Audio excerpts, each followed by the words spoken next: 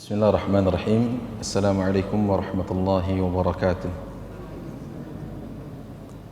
Innal hamdalillah nahmaduhu wa nasta'inuhu wa nastaghfiruhu wa nastahdihi wa na'udzu billahi min shururi anfusina wa sayyiati a'malina. May yahdihillahu fala mudilla lahu wa may yudlilhu fala hadiya lahu. Asyhadu an la ilaha illallah wahdahu la syarika lahu wa asyhadu anna Muhammadan abduhu wa rasuluhu la nabiyya ba'dah. Allahumma salli wa sallim wa barik wa zid wa an'im ala hadha an-nabiyyil karim wa ala alihi was sahabati wat tabi'in. Amma ba'du, umat yang dimuliakan Allah Subhanahu wa taala. Alhamdulillah, pagi ini kita kembali bisa bermajlis untuk sama-sama menunaikan salah satu kewajiban kita, yaitu talabul ilmi, di mana Rasulullah sallallahu alaihi wasallam menyambut orang-orang yang mau belajar. Marhaban bi talibil ilmi, selamat datang wahai para pencari ilmu, penuntut ilmu. Ikhwati fillah, azanillahu wa iyyakum. Semoga salawat dan salam Allah limpah curahkan kepada Nabiul Ummah Muhammad alaihi salatu wassalam, kepada keluarganya, sahabatnya, dan umatnya yang senantiasa istiqamah mengamal sunnahnya. Ikhwati fillah, azanillahu wa iyyakum. Pagi ini kita akan sama-sama belajar sebuah hadis dari Rasul sallallahu alaihi wasallam, yang mana hadis ini adalah hadis yang harus diketahui oleh umat Islam secara luas. Hadis ini adalah hadis yang bila perlu setiap kita, orang tua dan setiap para pendidik, hendaknya mengajarkan kepada anak-anak sedini mungkin dan mengenalkan hadis Rasulullah sallallahu alaihi wasallam yang satu ini. Maka tema yang akan kita angkat dari hadis yang bersumber dari Rasulullah sallallahu alaihi wasallam yang diriwayatkan oleh Abdullah bin Abbas radhiyallahu anhuma, jaga Allah kau dijaganya. Jaga Allah kau dijaganya. Hadis yang berbunyi, An Abdullah ibn Abbas radhiyallahu anhuma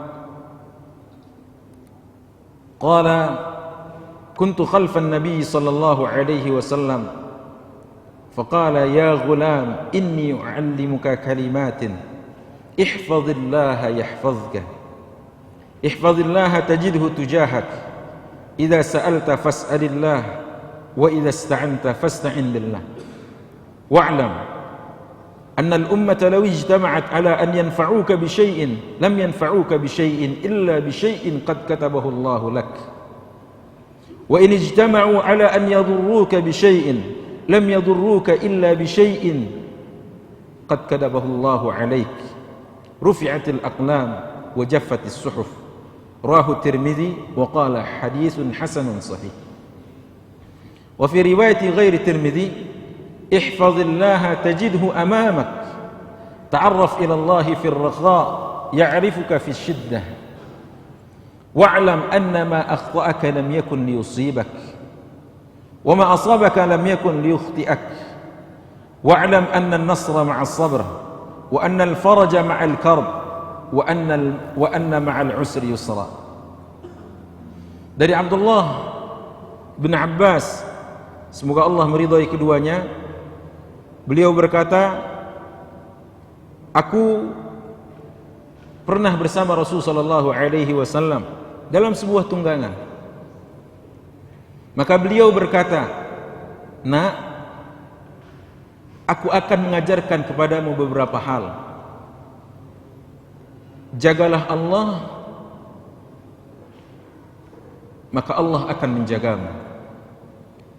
Jagalah Allah, maka engkau akan mendapati Allah ada di hadapanmu. Jika engkau ingin sesuatu, maka mintalah kepada Allah. Dan jika engkau memohon pertolongan, maka mohonlah pertolongan itu hanya kepada Allah.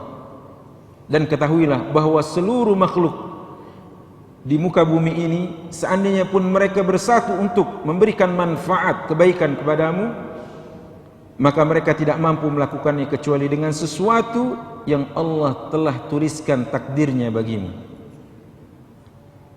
Dan seandainya pun mereka bersatu untuk mencelakakanmu, maka mereka tidak akan mampu melakukannya kecuali dengan suatu keburukan yang telah Allah tuliskan takdirnya untukmu. Pena penulisan takdir telah terangkat dan lembaran-lembaran telah kering. Hadis riwayat Tirmidzi dalam kitab Tuhfatul Ahwazi, disahihkan oleh Syekh Albani, dan beliau berkata hadis hasan sahih. Dan dalam riwayat dari selain Tirmidzi disebutkan oleh Rasulullah sallallahu alaihi wasallam dalam kitab Musnadnya,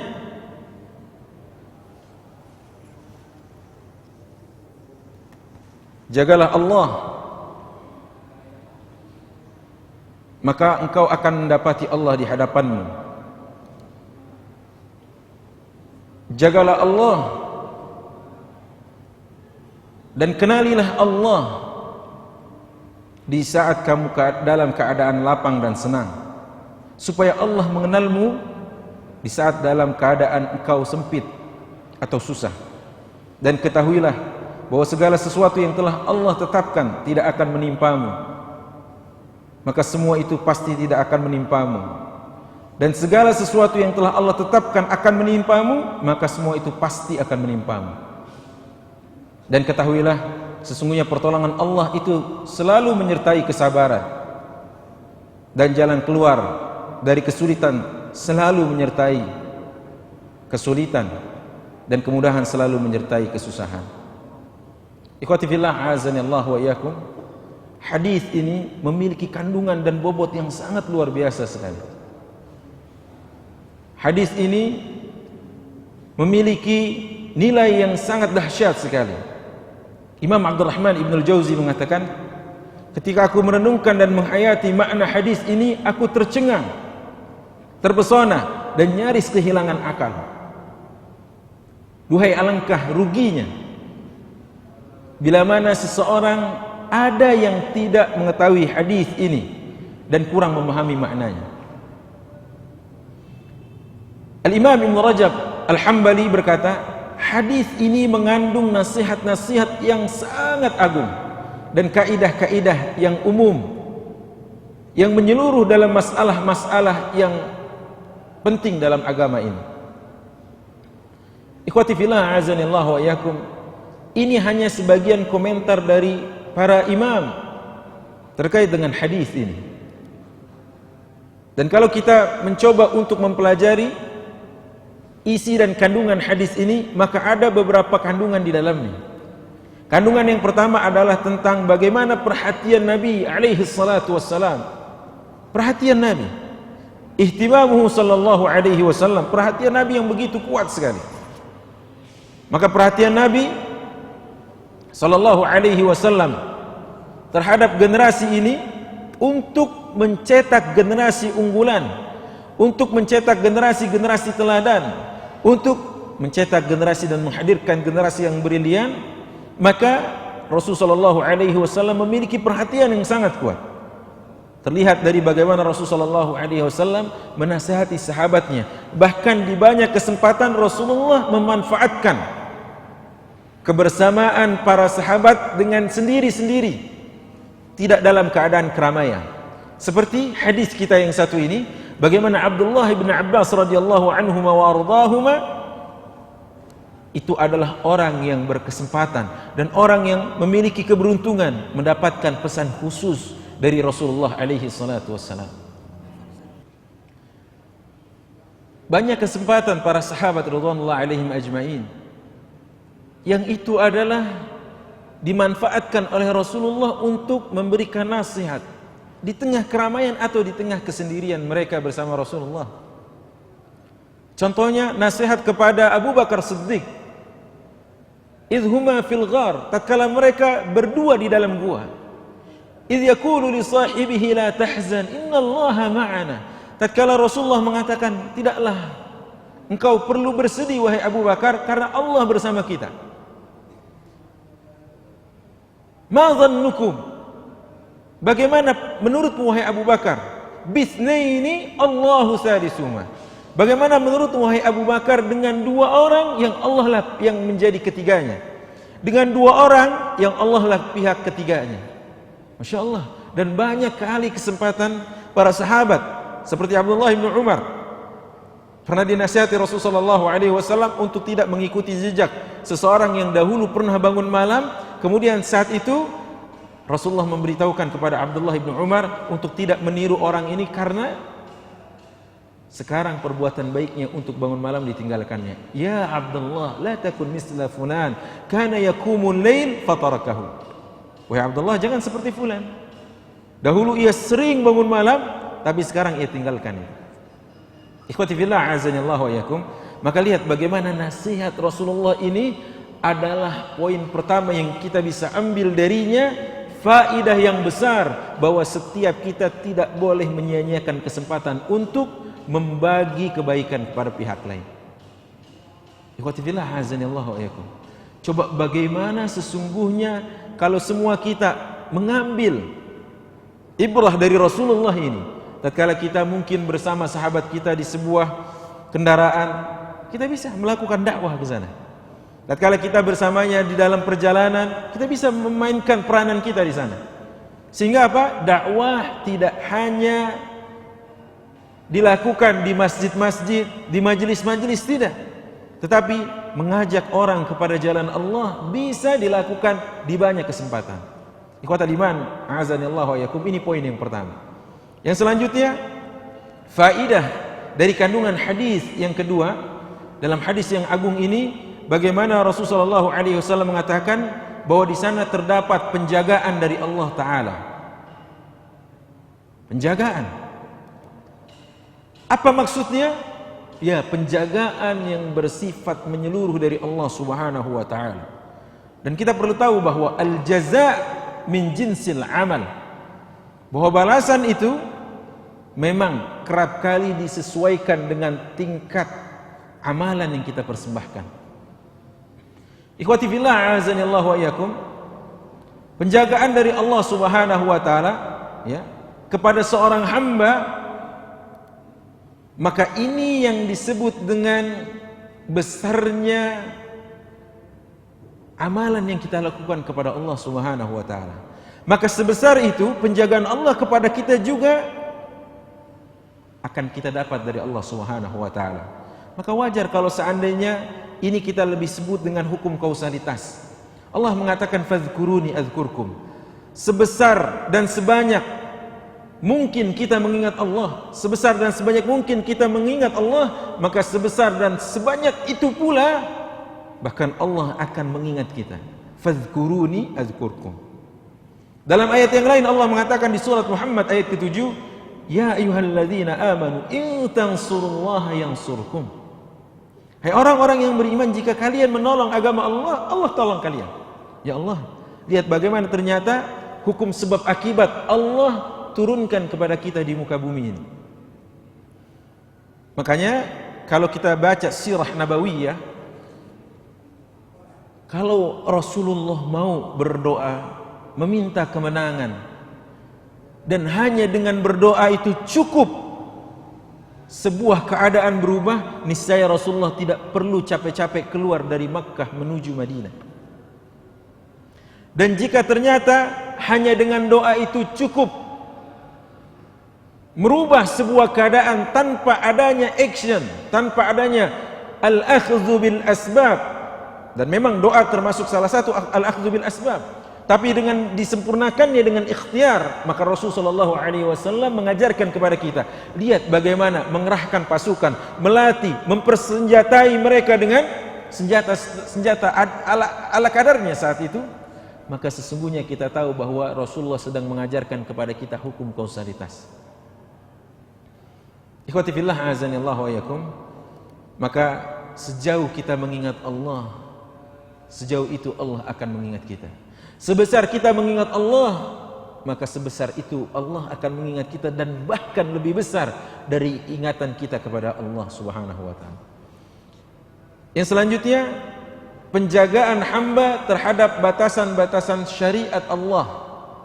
Dan ini poin adalah termaktub dalam hadis tadi. Bagaimana seorang hamba menjaga perintah Allah dan kerap hati-hati terhadap larangan yang Allah Subhanahu wa taala katakan. Dan ikhwati fillah azanillahu wa iyyakum, maka jika kita semua melihat hadis tadi, sesungguhnya terdapat sebuah kata yang mungkin kalau diterjemah secara bebas, terjemah secara letterlek saja, kita akan katakan, kok Allah butuh penjagaan? Alaysa huwa rabbul alamin? Bukankah Allah Rabb semesta alam? Bukankah Allah yang telah menciptakan keadaan? Bukankah Allah Subhanahu wa taala yang telah menakdirkan setiap pola dan tingkah seseorang? Lantas apa gunanya kita menjaga Allah? Dan seperti apa hebatnya kok kita bisa menjaga Allah? Maka ikhwati fillah azanillahu wa iyyakum, bukan itu maknanya. Kalau itu maknanya, maka kita mengaca diri, maka kita berkaca diri, bercermin bahwa kita ini adalah makhluk Allah yang lemah, yang mudah sekali sakit, mudah sekali lemah, mudah sekali lelah, mudah sekali capek, dan bahkan kerap kali kita berkeluh kesah dengan keadaan kita. Dan bahkan Allah tegaskan di dalam Al-Quran, la ta'khudhuhu sinatun wala naum. Allah sama sekali tidak pernah mengantuk apalagi tidur. Lantas bagaimana dengan sosok yang mudah kali mengantuk, mudah kali untuk tidur? Kok menjaga Allah? Pasti bukan itu maknanya. Tetapi menjaga Allah di sini adalah menjaga apa yang telah Allah takdirkan, apa yang telah Allah tasyri'kan, syariatkan untuk kita jaga, yaitu syariatnya. Ikhwati fillah azanillahu wa iyyakum, di dalam kitab Jami'ul Ulum wal Hikam ada sebuah tulisan di mana firman Allah dalam Al-Quran surat Qaf ayat 33, hadza ma tu'aduna likulli awwabin hafiz man khashiya ar-rahmana bil ghaib wa jaa'a biqalbin munib. Inilah yang dijanjikan kepadamu, yaitu pada setiap hamba yang selalu kembali kepada Allah, kepada setiap hamba yang menjaga semua peraturan Allah, kepada semua hamba yang mengikuti aturan main Allah Subhanahu wa taala, takut kepada Rabbnya, dan dia tidak mau lancang di hadapan Allah Subhanahu wa taala. Ikhwati fillah, di sini ditafsirkan bahwa ayat tadi, bahwa mereka adalah orang-orang yang menjaga perintah Allah. Allah tidak akan pernah melupakan janjinya. Hadza ma tu'adun. Inilah yang dijanjikan oleh Allah kepada mereka. Makanya ikhwati fillah azanillahu wa iyyakum, penjagaan Allah kepada kita ini adalah sebuah janji yang Allah pasti akan tunaikan kepada hambanya.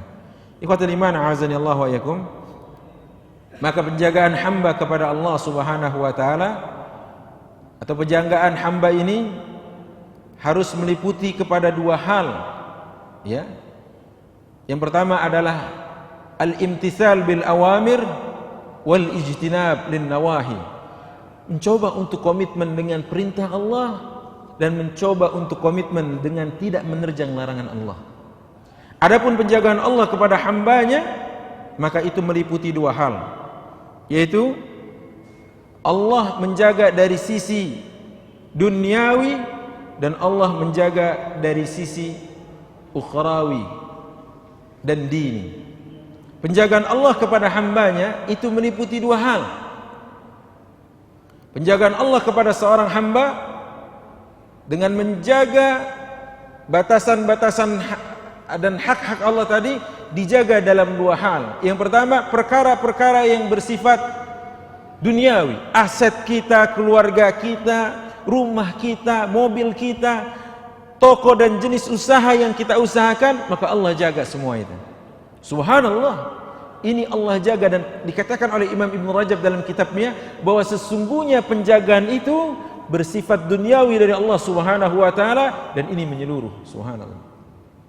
Bayangkan, berapa saja kita sewa, berapa saja kita pekerjakan, maaf dalam tanda kutip, ya, kita pakai jasanya orang-orang yang memang berkecimpung di dalam dunia keamanan.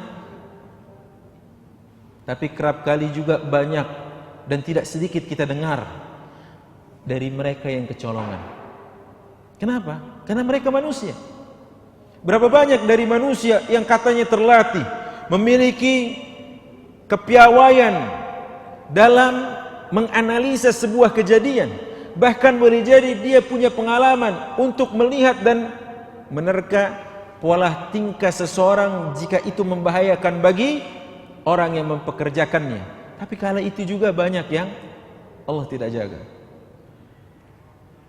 Kalau kita berbicara tentang security system, sistem keamanan yang berlapis, maka saya pernah mendengar dari Tentara Nasional, protap yang ada sebelum presiden datang ke sebuah tempat kunjungan sekitar 6-8 jam sterilisasi, tempat disterilkan.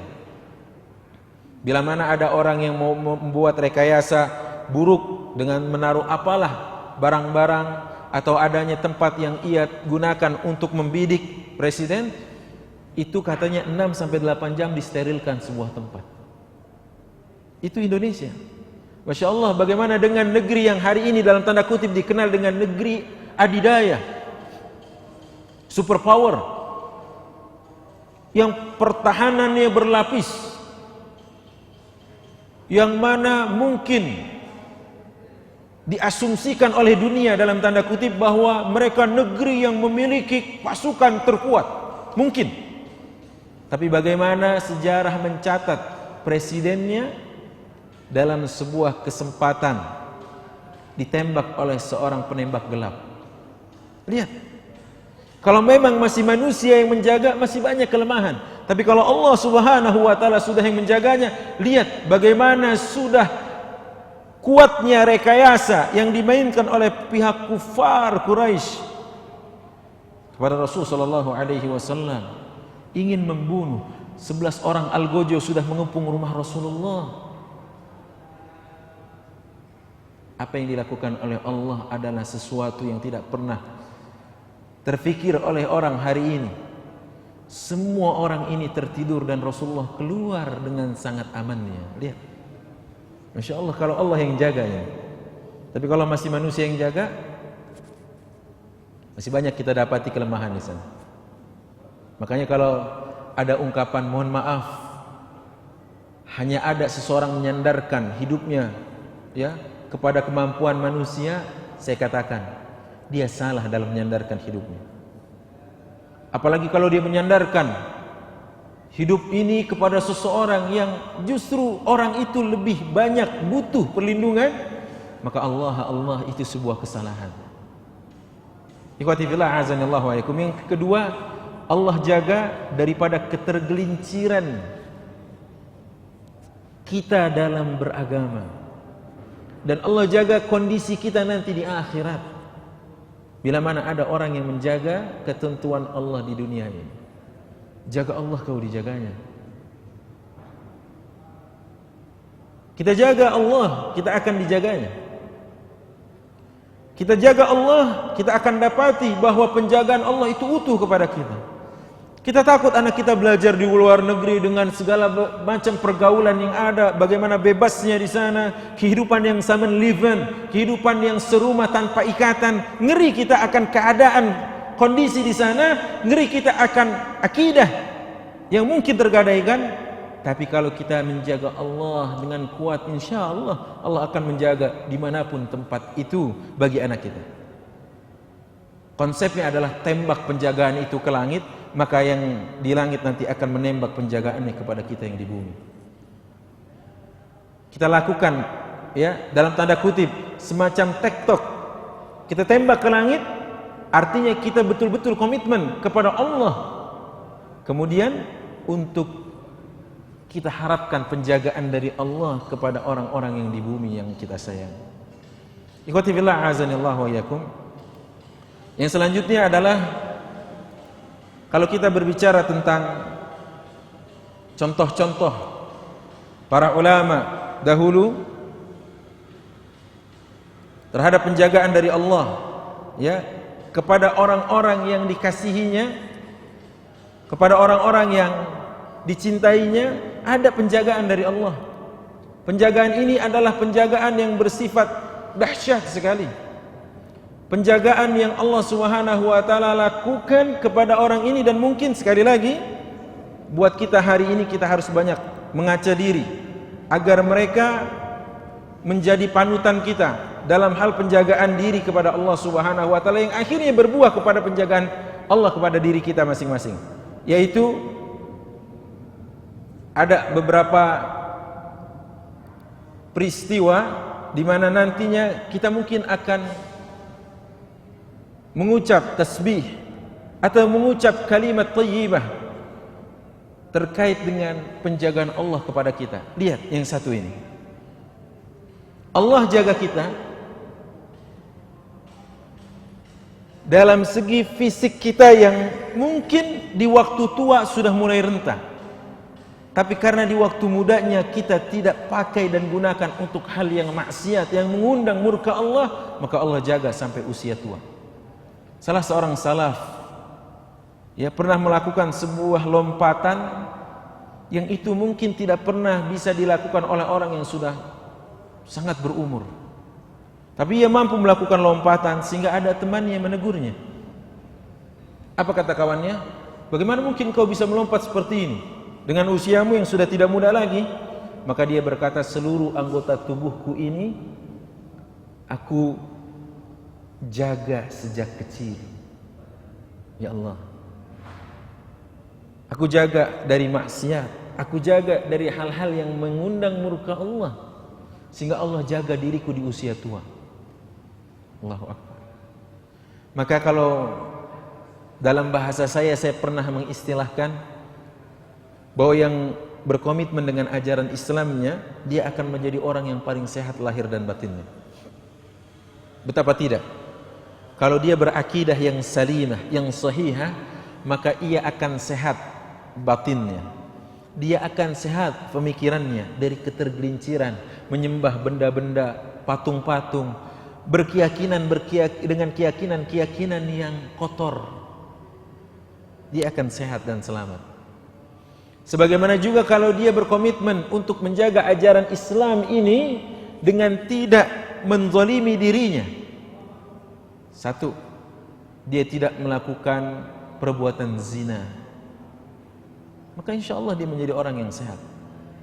Atau dia tidak meminum khamr, yang mana khamr ini adalah mampu membuat hilangnya akal seseorang.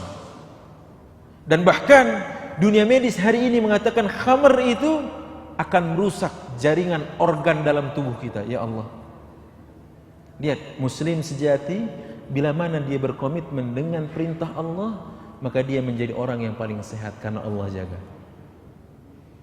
Ikhwati fillah, yang selanjutnya penjagaan duniawi dalam hal dan contoh yang ada di sini kita tahu dalam Quran surat Al-Kahfi, di mana Khidir pernah keluar bersama Musa, dan saat itu Musa meminta untuk diterima menjadi muridnya. Tapi apa yang terjadi? Khidir mengatakan, innaka la tastati', kamu tidak mampu. Ya, kamu tuh tidak mampu. Apa yang tidak mampunya? Kesabaran untuk bersama belajar membersamaiku ini. Enggak sabar kamu. Tapi akhirnya kita tahu cerita itu, bahwa pertama dia naik ke atas perahu, tapi perahu itu justru apa? Dilubangi. Musa kemudian berkomentar, kenapa engkau rusak perahu ini? Yang kedua, dia lihat ada bangunan yang sudah mulai miring dan hampir rubuh. Dia katakan, kan pantas kalau kita meminta upah untuk pekerjaan yang kita lakukan. Yang ketiga, dia katakan, kenapa engkau membunuh anak yang masih kecil? yang ia belum berbuat dosa apa-apa. Maka Khidir mengatakan, sudah baik, sudah tiba saatnya perpisahan kita, tapi saya ingin kasih tahu apa alasan yang pertama. Alasan pertama adalah kenapa? Karena di depan ada perompak yang bila mana nanti dia lihat bahwa perahu ini masih dalam keadaan baik, bahwa perahu itu akan diambil dan mungkin saja kita dibunuh ya. Yang kedua, adanya tembok yang miring, di bawah tembok ini ada harta anak yatim. Wa kana tahtahu kanzul lahuma. Dan di bawah ini ada harta anak yatim. Subhanallah. Kalau kita baca ini, ya, kalau kita baca tafsir, ini adalah cerita tentang bagaimana kesolehan orang tua yang berbuah kepada penjagaan aset, dan yang dijaga oleh Allah harta. Ya Allah, harta ini ternyata kalau saya punya anak, anak saya punya anak, itu kan keturunan namanya ya. Kalau saya punya ayah, ayah saya punya ayah, itu namanya, kalau ada turunan maka ada tanjakan, betul ya? Ternyata ini tanjakan yang ketujuh, Masya Allah. Yang salih adalah orang tua yang ketujuh. Ya Allah, Allah jaga hartanya tidak dizalimi. Allah jaga hartanya tidak diambil. Ya Allah, kenapa? Karena orang tuanya dulu adalah orang yang menjaga Allah. Ikhwati fillah, azanillahu wa iyyakum. Contoh yang selanjutnya yaitu Sa'id ibn al-Musayyib. Tatkala ia salat malam, terus salat malam, terus anaknya yang kecil ini bertanya kepada Sa'id ibn al-Musayyib, "Ya abi, lima fa'alta hadza?" Ayah, kenapa engkau lakukan semua ini? Maka kata Sa'id ibn al-Musayyib, bahwa saya memperbanyak salat sunnah ini berharap Allah menjagamu, nak. Ya Allah, ayah melakukan ini berharap bahwa Allah kelak akan menjagamu. Berapa banyak orang hari ini menyandarkan kepada, dalam tanda kutip ya, menyandarkan kepada satu hal yang disebut asuransi saja. Kayaknya kalau sudah asuransi itu, mohon maaf, seribu maaf, kayak ada Tuhan tandingan buat Allah. Apa itu? Dia katakan, alhamdulillah Ustaz, anak saya sudah saya asuransikan pendidikannya, asuransi jiwa, kecelakaan, bahkan asuransi di masa tuanya Ustaz. Masya Allah. Kita tanya ini ibu-ibu, sudahkah diasuransikan kepada Allah? Dengan cara bagaimana? Dengan cara orang tuanya menjaga Allah. Mulai dari suaminya tidak menghadirkan satu sen pun ke dalam rumah tangganya barang haram yang itu dimakan oleh istri dan anak-anaknya. Ya Allah,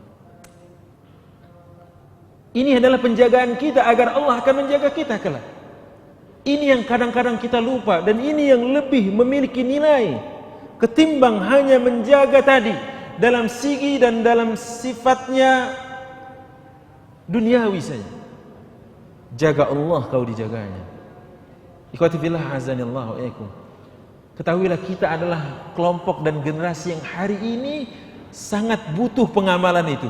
Yaitu apa? Jaga Allah agar kita dijaga. Fitnah di sana sini, syubhat di sana sini, syahwat di sana sini. Ya Allah, telah datang zaman di mana fitnah menghantam bagaikan gelapnya potongan di waktu malam. Pagi seorang masih beriman, sore sudah kafir. Sorenya masih beriman, pagi dia telah tukarkan agamanya. Kata Rasulullah, yabi'u dinahu bi'aradin minad dunya. Dia jual dunia, dia jual agama ini dengan sejumput dunia. Ya Allah, Allahu Akbar. Lihat ikhwati fillah, azanillahu wa iyyakum. Yang selanjutnya,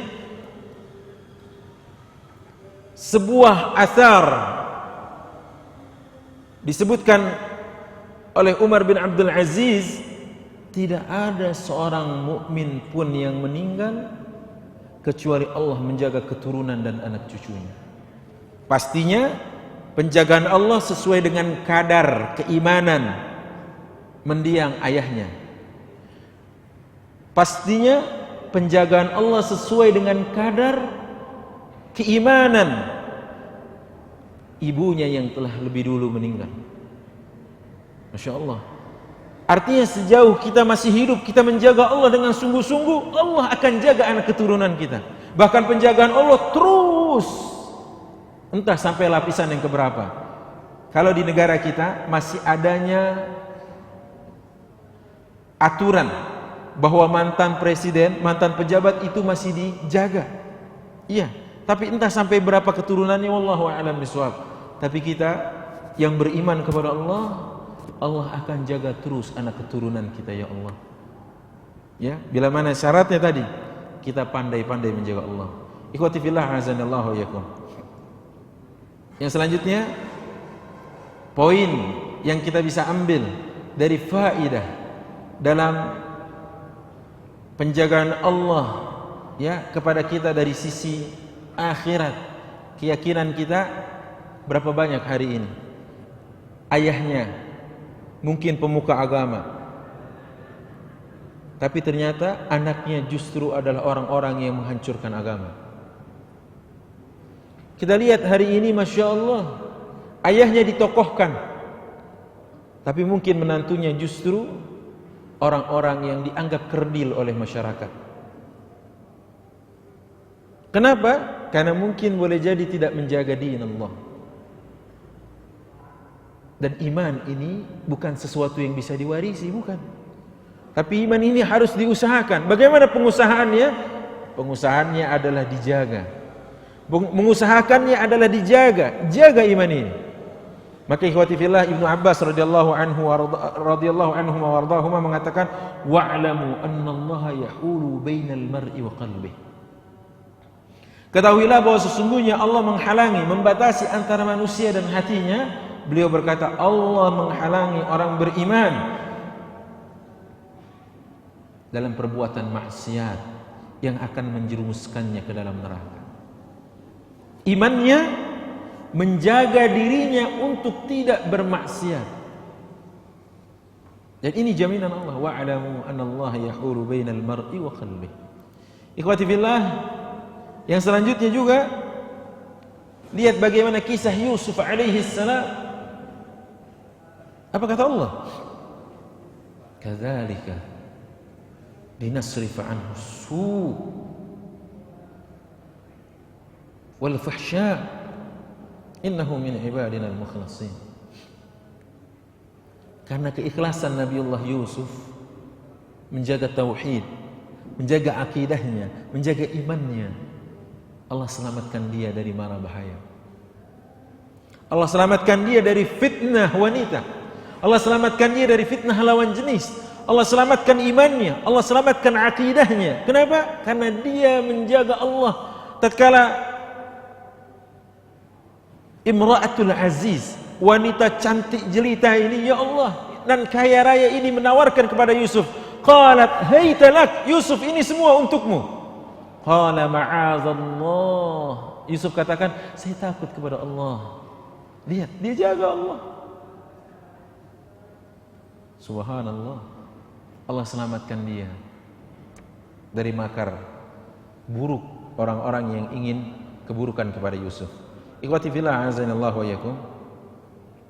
Yang selanjutnya kalau kita lihat bahwa di poin ini pelajarannya adalah hati-hati kalau ternyata kita tidak pandai-pandai mengingat Allah. Hati-hati ya bagi kita yang mudah melupakan Allah. Allah mengatakan nasullah fanasiyahum. Terjadi hukum kausalitas. Melupakan Allah, Allah lupakan. Allah katakan wa man a'rada an dzikri fa inna lahu ma'isyatan dhanka wa nahsyuruhu yaumal qiyamati a'ma qala rabb lima hasyartani a'ma. Kata Allah, siapa saja yang berpaling dari peringatanku, tidak mengingatku, maka kami akan hadirkan kehidupan yang sempit dalam hidupnya.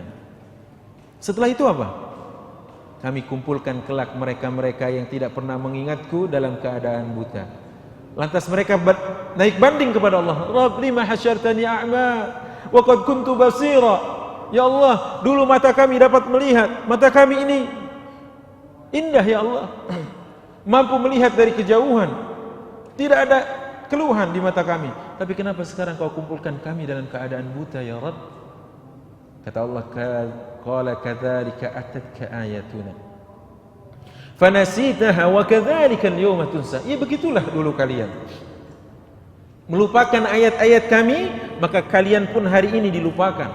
Begitulah dulu kalian diingatkan, dibacakan, diberitahu. Banyak para ulama mengingatkan kalian, para nabi, rasul telah kami utus. Atatka ayatuna fanasitaha, kamu anggap itu sebelah mata. Sekarang fakadzalika al-yawma tunsa. Wajar kalau kamu juga sekarang dilupakan. Ya Allah. Lihat, makanya terjadi hukum sebab akibat. Falamma zaghu azaghallahu qulubahum wallahu la yahdil qaumal fasiqin. Kata Allah, tatkala mereka berpaling dari kebenaran, mereka berpaling dari firman Allah, mereka berpaling dari Al-Quran, mereka berpaling dari sunnah Rasulullah, azaghallahu qulubahum, Allah akan membuat mereka makin jauh dan Allah berpaling dari mereka. Ya Allah. Dan Allah tidak akan pernah memberikan petunjuk kepada orang-orang yang fasik. Ikhwati fillah, azanillahu wa yakum.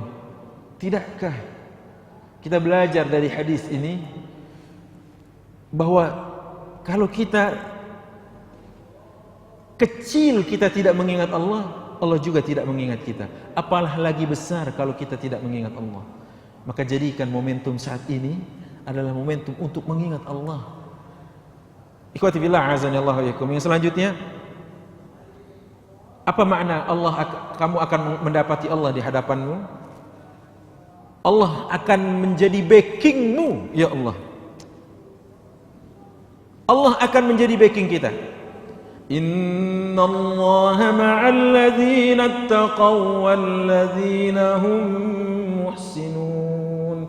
Allah bersama orang-orang yang bertakwa. Kalau Allah sudah menjadi backing kita, sudah enggak ada pihak yang bisa mengalahkan kita. Enggak ada yang bisa. Kalau Allah sudah membersamai kita, tidak ada kesulitan di hadapan kita.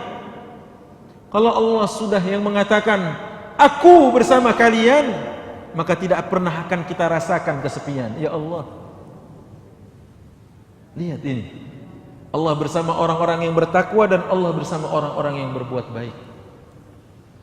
Ikhwati fillah, azanillahu wa yakum. Tidakkah ini membuat kita bangga, senang? Kenapa?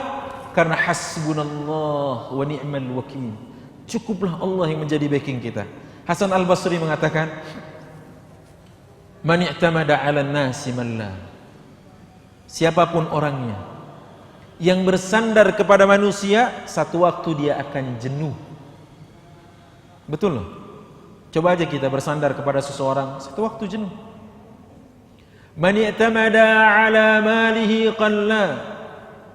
Siapa yang hanya menyandarkan dirinya kepada hartanya semata, lupa akan pemberinya, dia akan terus dirundung rasa kurang. Ya. Man i'tamada 'ala ilmihi dhalla. Siapa orang yang hanya menyandarkan dirinya kepada ilmunya semata, kepada pengetahuannya semata, tanpa melibatkan pemberi ilmu itu, dhalla, kata Imam Hasan Al-Basri, dia akan disesatkan atau tersesat. Ya Allah.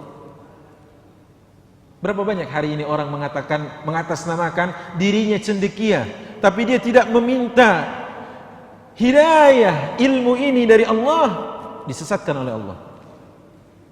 Man i'tamada 'ala sultanihi dhulla. Siapa saja yang menyandarkan dirinya kepada jabatan semata, sultan kepada pangkatnya semata, sultan kepada kemampuan ya yang ia miliki hari ini semata, maka dhulla, kata Hasan Al-Basri, dia akan dihinakan oleh jabatannya sendiri. Berapa banyak hari ini kita lihat, waktu masih berjaya, waktu masih menjabat, sampai handphone aja dibawain sama anak buahnya. Iya kan? Tapi setelah tidak lagi menjabat, ya Allah, dimasukkan ke dalam kerangkeng oleh anak buahnya. Aina masiru Fir'aun? Kemana jalan hidupnya Fir'aun yang menyandarkan kepada kemampuannya yang dia miliki, yang hanya menyandarkan kepada jabatannya selaku raja di Mesir saat itu, ana rabbukumul a'la, sambil menepuk dada dia katakan, aku Tuhan kalian yang paling tinggi. Kemana Fir'aun? Ditenggelamkan Allah. Wa aina Namrud? Mana Namrud yang mengatakan, ada uhyi wa umid, saya juga mampu menghidupkan dan mematikan.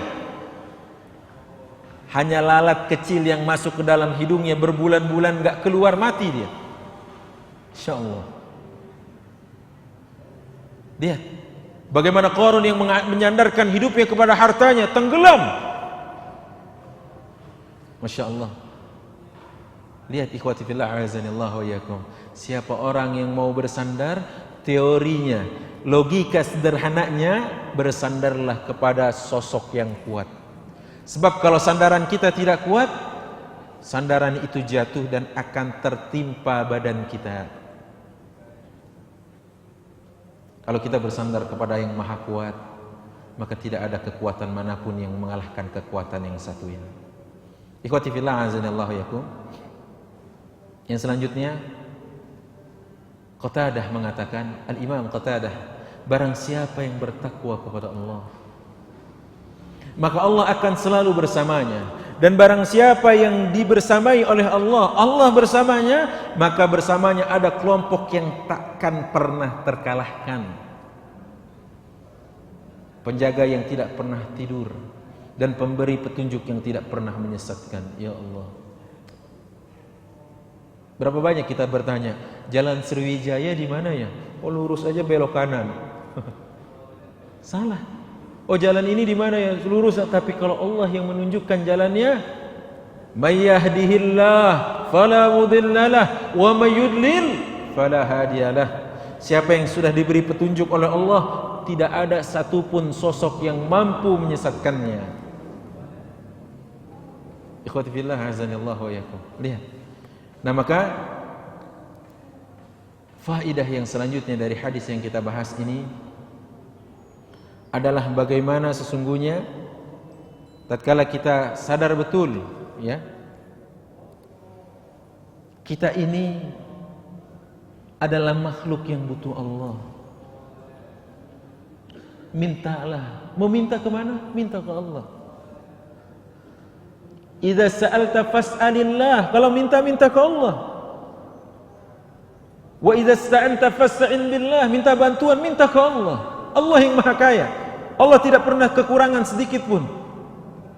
Dalam hadis, ya Allah, ini adalah hadis qudsi. Allah Subhanahu wa taala menerangkan, ya ibadi, wahai hambaku, kullukum ja'i'un, semua kalian lapar, kata Allah, illa man at'amtuhu, kecuali orang-orang yang aku berikan makan. Fastat'imuni, kata Allah, mintalah makan kepadaku. Ut'imkum, aku berikan makan kalian. Ya Allah.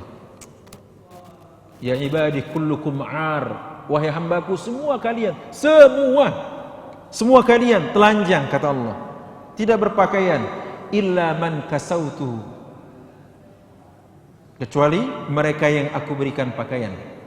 Fastaksuni aksukum,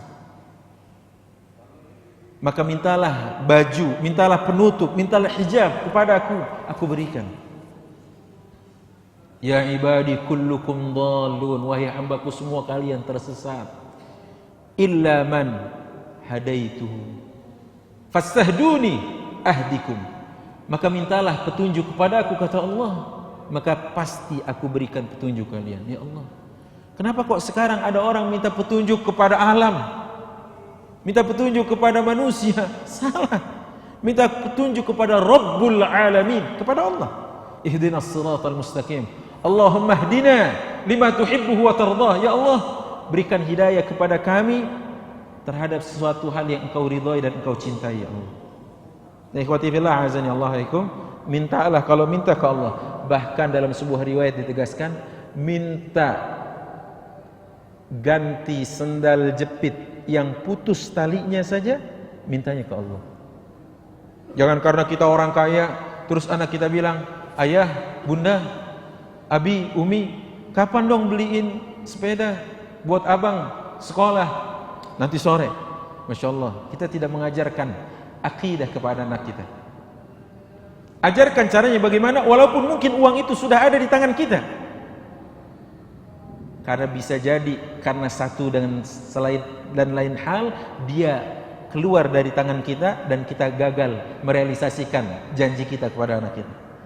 Bilang gini, ajarkan kepada anak kita, nak, minta dulu sama Allah agar bunda diberi kelapangan rezeki ya nak. Nak, minta doa sama Allah ya, berdoa sama Allah agar ayah diberikan ya kemudahan rezekinya. Ini ajarkan ya. Dan tatkala kita berbicara tentang ini, tingkatan yang wajib berarti yang kita harus jaga di sini adalah tauhid, minta ya, dengan meminta pertolongan kepada Allah agar dijaga tauhid ini. Adapun minta-minta yang lainnya adalah permintaan yang bersifat mustahab. Karena permintaan ada dua.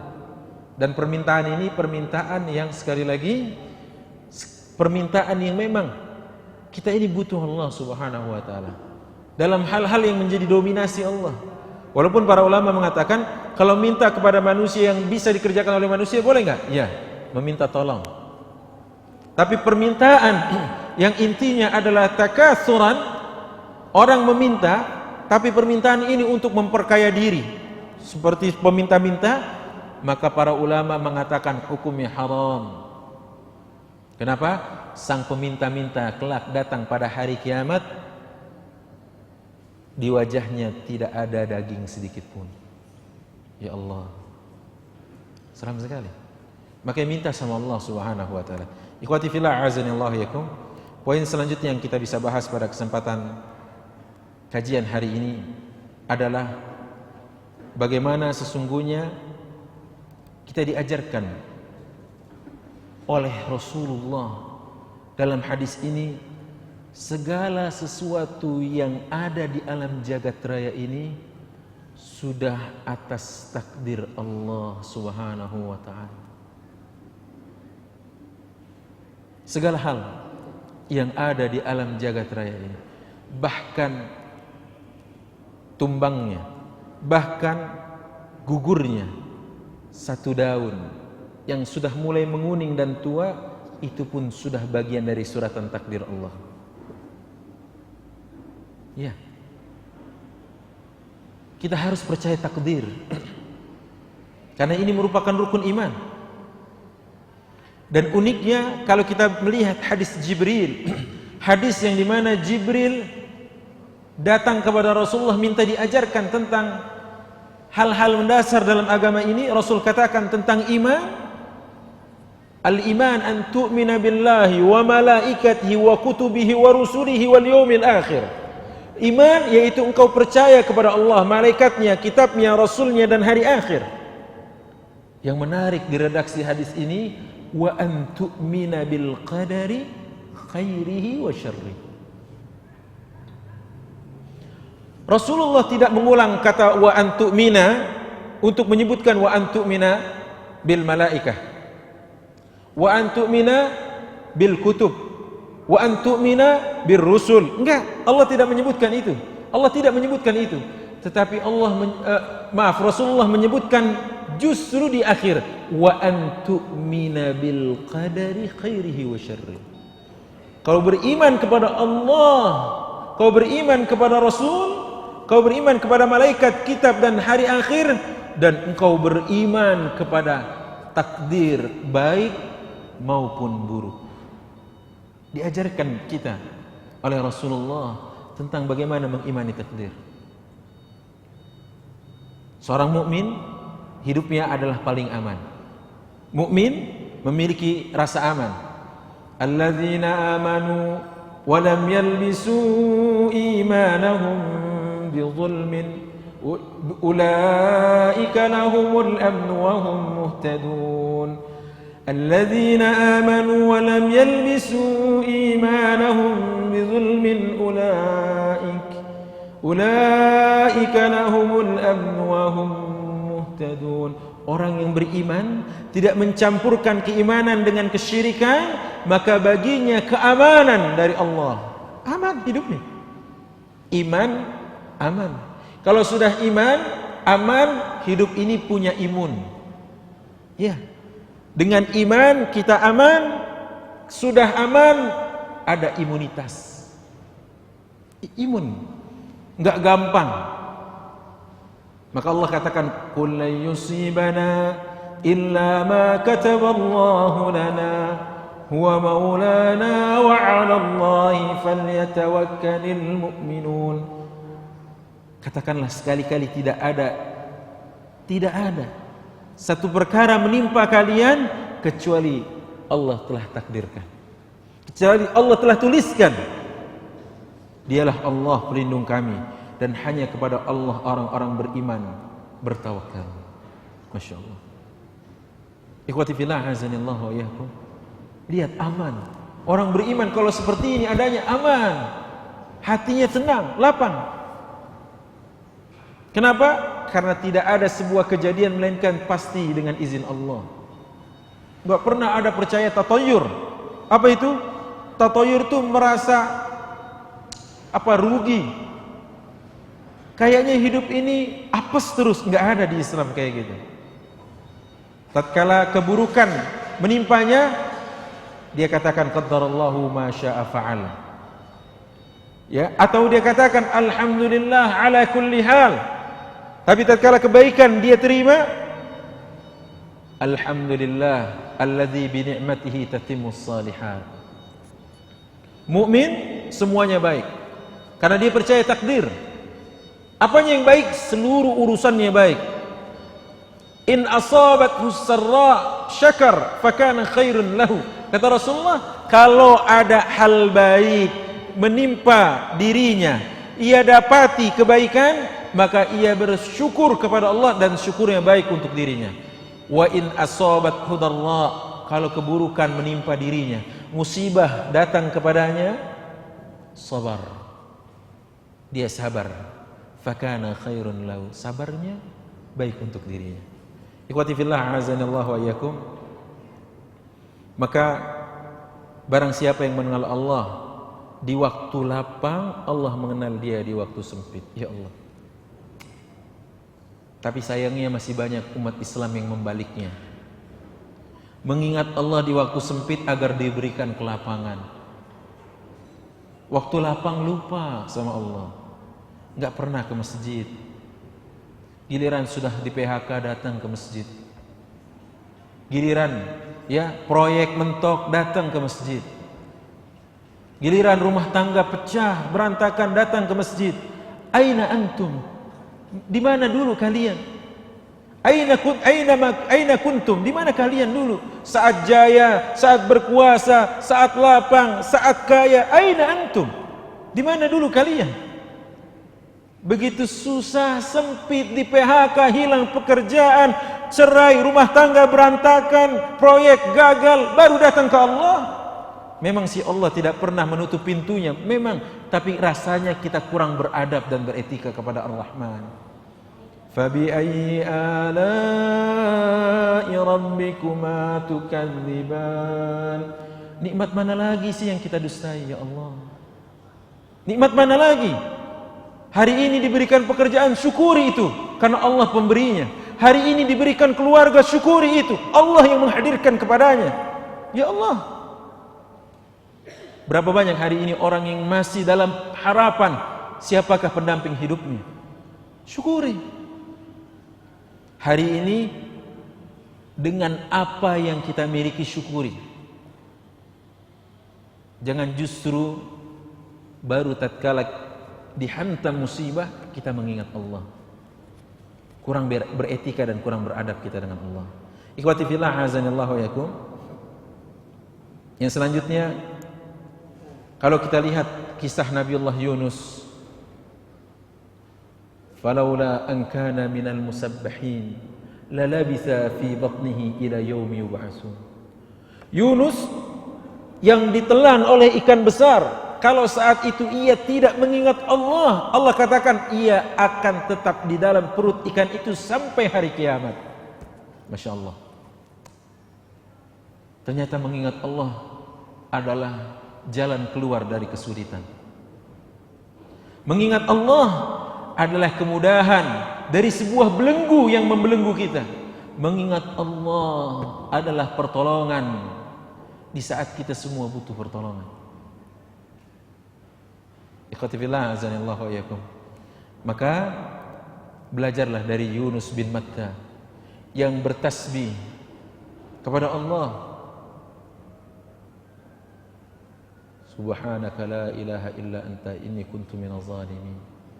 La ilaha illa anta subhanak inni kuntu minaz zalimin. Ya Allah, tidak ada ilah selain Engkau, maha suci Engkau ya Allah, aku ini zalim. Rabbana zalamna anfusana wa in lam taghfir lana wa tarhamna lanakunanna minal khasirin. Bersimpuh kepada Allah, ingat Allah bahwa kita ini penuh maksiat, kita ini penuh dengan dosa. Datang kepada Allah, Allah mudahkan segalanya. Makanya tatkala ada petani datang kepada Hasan Al-Basri berkeluh kesah, kenapa kok gagal panen? Ada seorang yang mandul datang karena sudah bertahun-tahun nggak punya anak. Dia bilang, kenapa kok sampai hari ini Allah belum menghadirkan anak kepada kami? Datang orang yang dibelenggu dengan segala urusan duniawi datang kepada Hasan Al-Basri. Hasan mengatakan kepada orang ini, istighfar kalian, ingat Allah dan ingat dosa kalian. Kok istighfar? Ya, beristighfarlah kalian. Apa kata Allah dalam Al-Quran surat Nuh? Faqultu astaghfiru rabbakum, beristighfarlah kalian kepada Rabb kalian. Yursilis samaa alaikum midrara. Ya Allah, wahai kalian petani yang kering, paceklik, enggak jadi panen raya, beristighfar, Allah akan turunkan hujan. Wa yumdidukum bi amwal, wahai kalian yang dibelenggu dengan hutang, beristighfarlah kepada Allah, Allah mudahkan pembayaran dan pelunasan hutang kalian. Wahai kalian yang sampai hari ini masih belum dianugerahkan momongan, Allah akan berikan dengan istighfar kalian kepadanya anak keturunan. Ya Allah. Makanya ikhwati fillah azanillahu wa iyyakum, sekali lagi, jangan sampai kita ini seperti Fir'aun. Kenapa Fir'aun? Fir'aun dalam keadaan genting, injury time, last minute, baru ingat Allah. Ya Allah, innallaha yaqbalu taubata 'abdin ma lam yugharghir. Allah menerima taubat seorang hamba sebelum nyawa melintasi kerongkongan. Allah senantiasa menerima taubat hambanya kapan? Ma lam tatlu'is syams min maghribiha, selagi matahari belum keluar dari sebelah barat.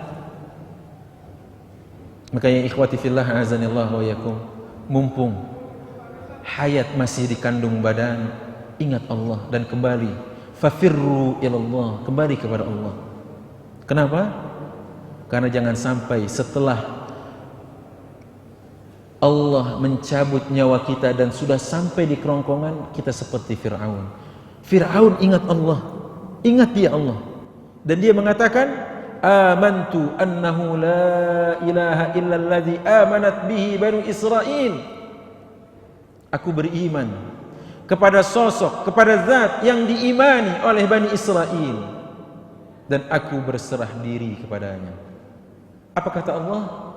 Al-ana wa qad asaita qabl wa kunta minal mufsidin. Fir'aun, sekarang engkau mau mengingatku? Baru sekarang, setelah engkau maksiat kepadaku? Engkau orang-orang yang merusak. Engkau perusak dulunya Fir'aun.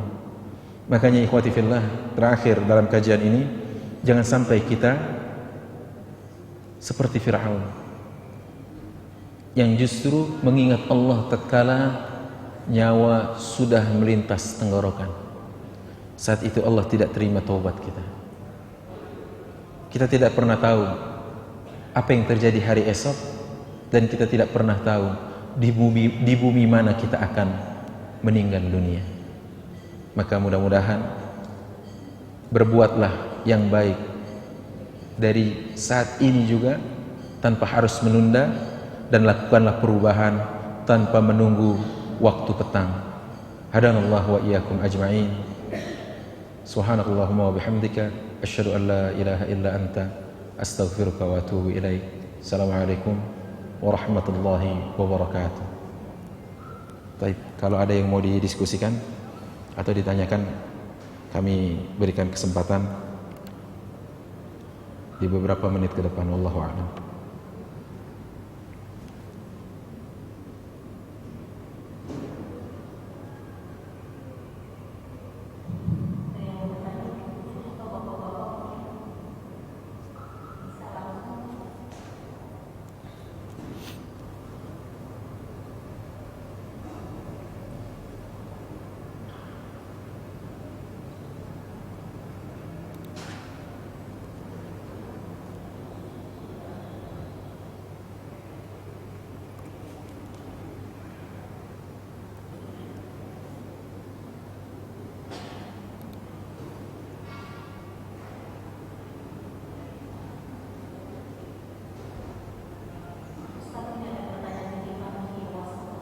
Baik. Silakan. Jadi ada seorang akhwat, dia seorang yang merasa dirinya sudah banyak mengamalkan apa yang dikatakan dengan Allah, namun dirinya kenapa apa yang dia dari pihak anak dan suaminya. Baik. Ana rasa ini bukan kondisi beliau seorang diri saja yang kayak gini.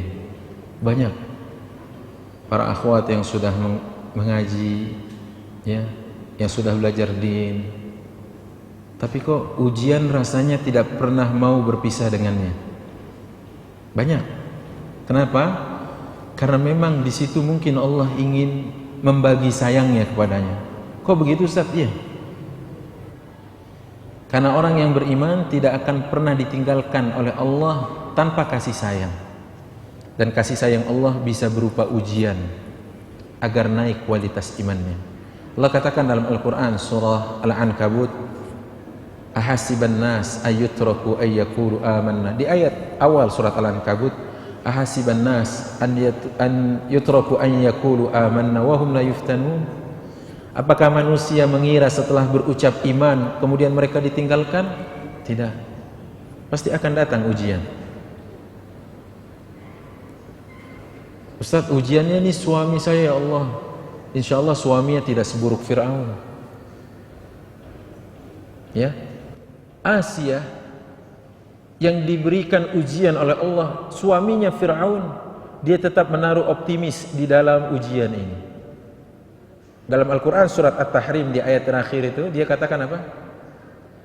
Rabbi bani li indaka baitan fil jannah wa najjini min fir'auna wa amalihi wa najjini minal qawmil zalimin. Ya Allah, ya Allah, bangunkan untukku sebuah rumah di surga. Ya Allah, lihat.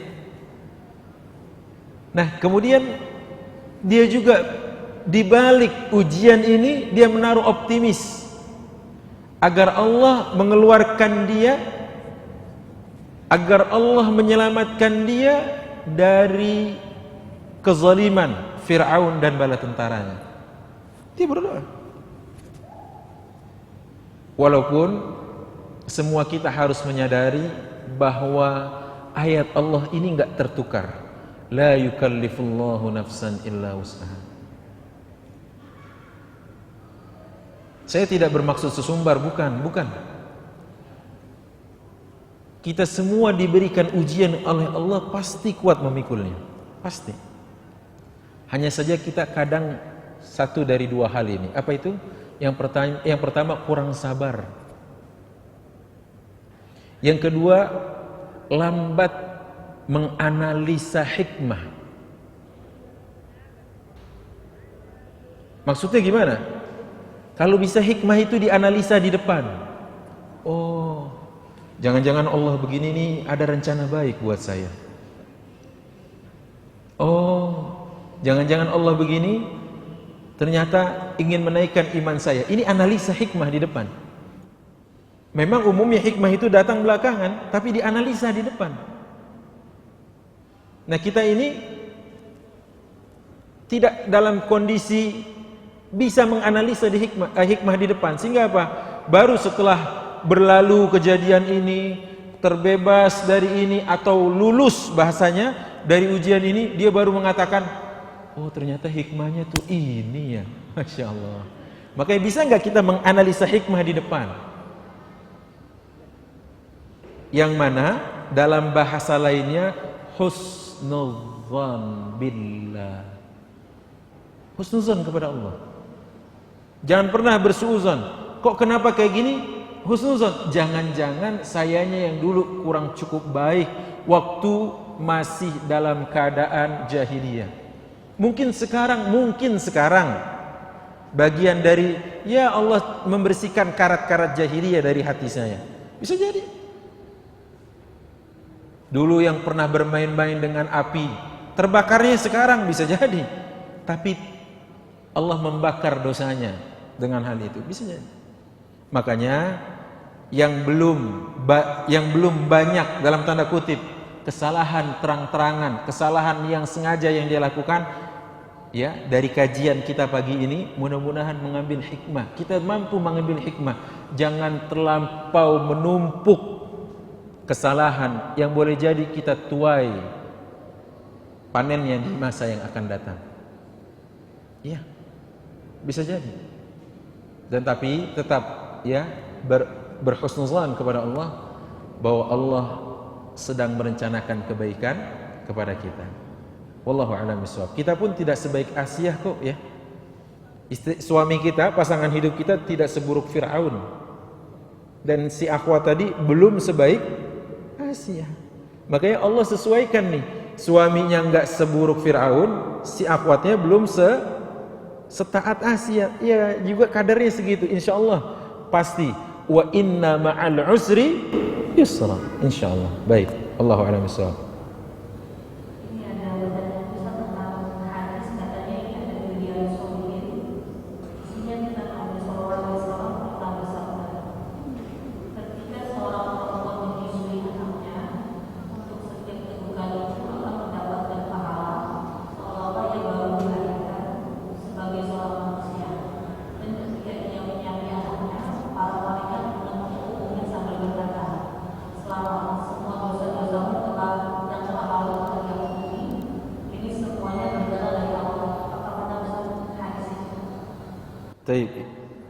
Baik. Ibu-ibu dan bapak-bapak yang dimuliakan Allah Subhanahu wa taala. Pertama, ada hadis yang menggembirakan para ibu ini. Yaitu sebuah apresiasi dari Rasulullah. Rasul katakan as-sa'i 'alal armalah wal miskin kal mujahid fi sabilillah. Artinya secara umum, orang yang memperhatikan janda dan orang yang menolong kaum miskin, orang miskin maka seperti pejuang di jalan Allah. Saya ingin garis bawahi yang kedua. Yang mana? Yang kedua itu bunyinya adalah wal miskin, yang berjuang di jalan Allah untuk memberikan perhatian kepada si miskin. Apa bentuk perhatiannya? Anak kita ini saat masih kecil miskin dia. Belum bisa mencari sendiri, belum bisa berupaya sendiri. Kalau dia lapar nangis saja. Masya Allah, para mujahidah, para ibu yang menyusui, kenapa wahai ibu kalian tinggalkan anak-anak kalian dengan susu-susu formula? Masya Allah, padahal kata Rasulullah seperti pejuang di jalan Allah. Ya Allah, mereka butuh itu. Itu yang pertama. Dan yang kedua, sebuah perbuatan yang diabadikan oleh Allah, dan itu sebagai kemuliaan, disebutkan limit waktunya pula dalam Al-Quran adalah menyusui. Apa kata Allah? Wal walidatu yurdi'na awladahunna hawlaini kamilain liman arada an yutimma ar-radha'ah. Lihat itu. menyusui. Dan ini tadi dengan segala hal yang disebutkan sampai sekian dia menyapinya, cukup sebenarnya dengan ayat Allah ini sebagai sebuah pekerjaan wanita yang membanggakan. Masya Allah. Itu aja dulu pertama. Nah, adapun yang selainnya tadi, hadis-hadis Rasulullah menguatkan ayat Allah tadi, benar, gitu ya. Ya, makanya itu menguatkan saja. Adapun perbuatan yang disebutkan oleh Allah dalam Al-Quran tadi, subhanallah, ya, kuat sekali perbuatan ibu-ibu tadi. Kami para laki-laki itu iri dengan segala kemurahan dan kemudahan dari Allah agar masuk ke jannah dengan mudah. Ya, memperhatikan anaknya saja langsung. 3 step, perempuan lebih unggul dari laki-laki. 3 step, perempuan lebih unggul dari laki-laki.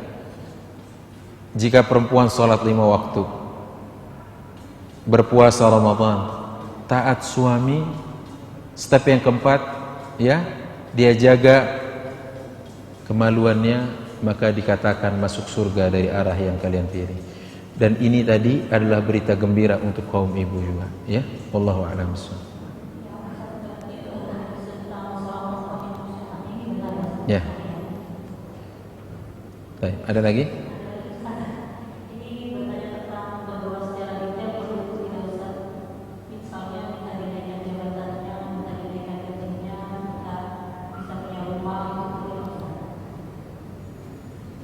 Kalau berdoa seperti itu bukannya tidak boleh, bukan? Sangat boleh. Sampai sendal jepit aja minta yang barunya ke Allah kok, ya.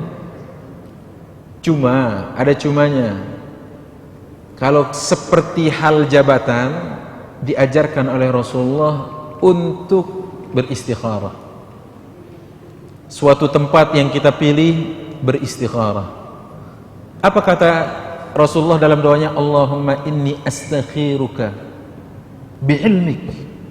Ya Allah, aku meminta petunjuk yang terbaik darimu dengan ilmumu. Iya, karena kita belum tentu naik jabatan apakah lebih menaikkan takwa kita di hadapan Allah, belum tentu. Makanya kayak gini, konsultasikan ke Allah. Yang disebut dengan istikharah, konsultasikan kepada orang-orang yang berkompeten. Ini yang disebut dengan istisyarah. Apa itu istisyarah? Bermusyawarah. Musyawarah, gitu ya. Istikharah minta kebaikan dari Allah, istisyarah minta pendapat dari orang-orang sekitar. Gitu ya. Kenapa? Karena perkara ini perkara yang tidak main-main. Kalau jabatan, sahabat Abu Dzar Al-Ghifari kalau tidak salah datang kepada Rasulullah, innaka la dha'if. Kata Rasulullah, kamu tuh lemah, nggak bisa dipercaya di sini. Kamu mudah sekali orangnya terombang-ambing, nggak bisa kamu di sini. Makanya kalau minta jabatan, ya Allah, gimana jabatan? Konsultasikan dulu lihat istikharah. Kira-kira Allah ngasih restu atau tidak? Begitu. Jangan langsung ya Allah, eselon sekian ya Allah, nggak boleh. Kenapa? Karena bukan menjadi ukuran. Jangan-jangan eselon lebih tinggi, ternyata kita jadi lebih sibuk, makin jauh dari Allah. Gitu ya. Kalau boleh secara umumnya boleh. Karena minta sendal jepit putus saja, mintanya ke Allah. Gitu ya. Apalagi minta naik jabatan, minta turunin jabatan. Qulillahumma malikal mulk tu'til mulka man tasya. Ya, mintanya ke Allah. Wallahu a'lam bishawab. Baik, begitu mungkin. Ada lagi? Baik, kalau ada silakan. Kalau tidak ada kita mungkin cukupkan sampai sini karena saya harus berangkat lebih awal. Baik ya, cukup aja ya. Kita sudahi, dan ucapan dari saya, Ramadan Mubarak. Semoga Ramadan ini penuh berkah buat kita. Allah berikan kekuatan kita untuk terus bisa mengisi amaliyah Ramadan ini dengan amal saleh, dan kelak ya selesai dari Ramadan kita menjadi orang yang lebih hati-hati lagi.